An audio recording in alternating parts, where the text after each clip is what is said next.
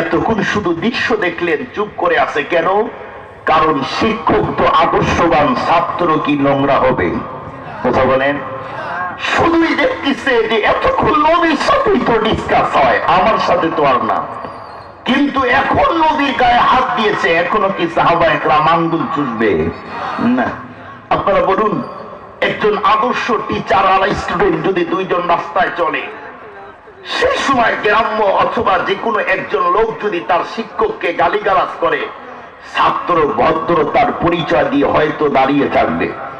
কিন্তু ছাত্র সামনে যদি তার শিক্ষকের গায়ে হাত দেয়, তার বডিতে আক্রমণ করে, বলুন দেখি এখনো কি ছাত্র দাঁড়িয়ে থাকবে না আক্রমণ করবে?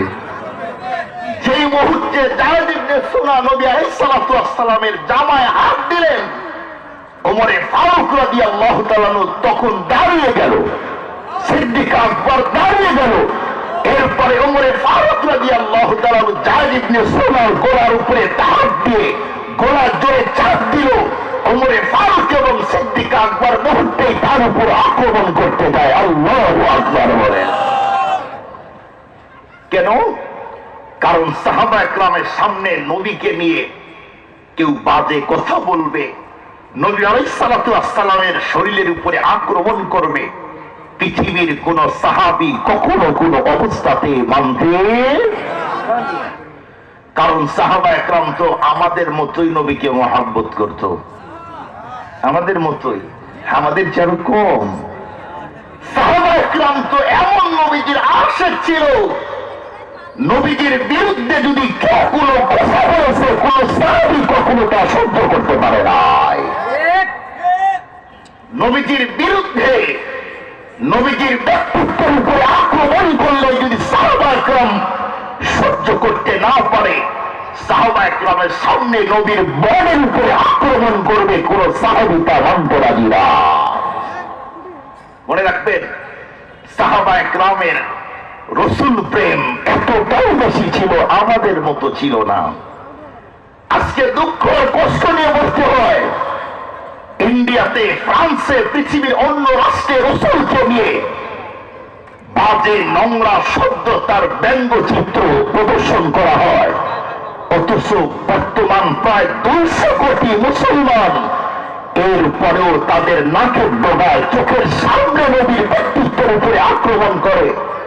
এরপরেও আজকে পৃথিবীর মুসলমান কেউ প্রতিবাদ করে আর কেউ চুপ করে, কেউ বসে বসে চকলেট চুষে। আছে না নাই? আছে না নাই? অনেকে আছে, কিন্তু সাহাবায়ে কেরাম এমন ছিলেন না।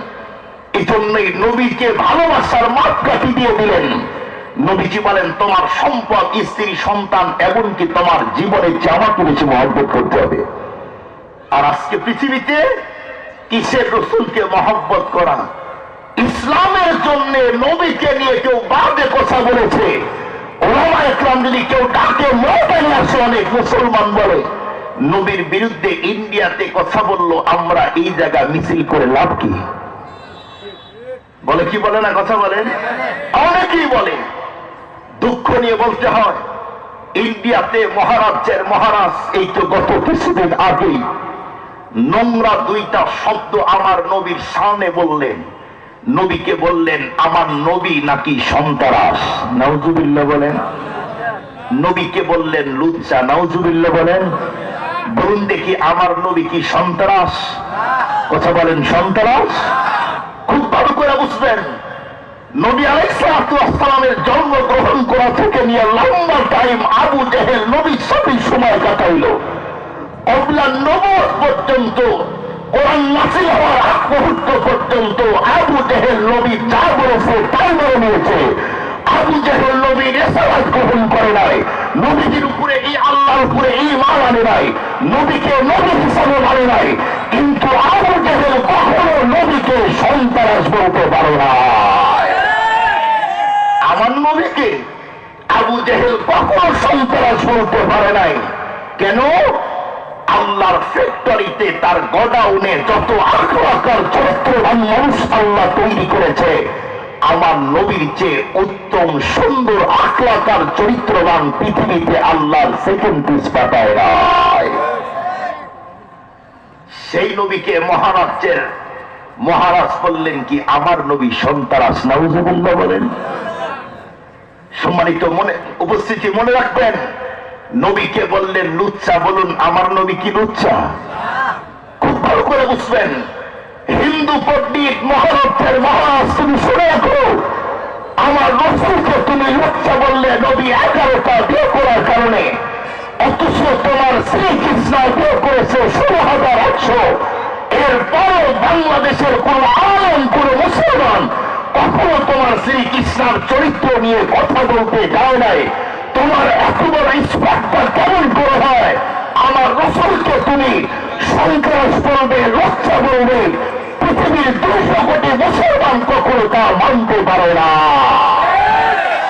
সম্মানিত মুআজ্জাজ মুহতারাম হাজরিন, হযরত এসে গেছে, এরপরে আর কোনো কথা নেই, এখনই শেষ করে দেব ইনশাআল্লাহ। শেষ করে দেই।